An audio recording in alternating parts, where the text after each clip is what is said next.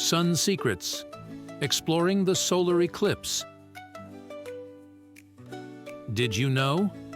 Sometimes the moon moves between the sun and the Earth, creating a special event called a solar eclipse.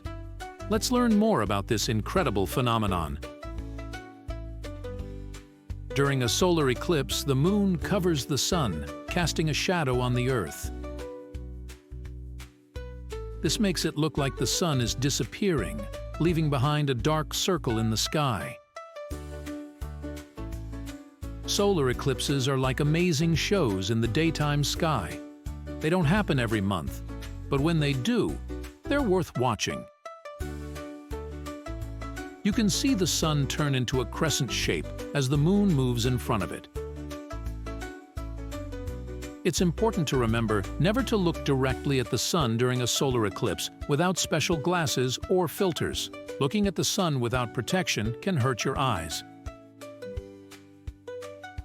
Scientists study solar eclipses to learn more about the sun and how it affects our planet. They can also help us understand more about space and our place in the universe.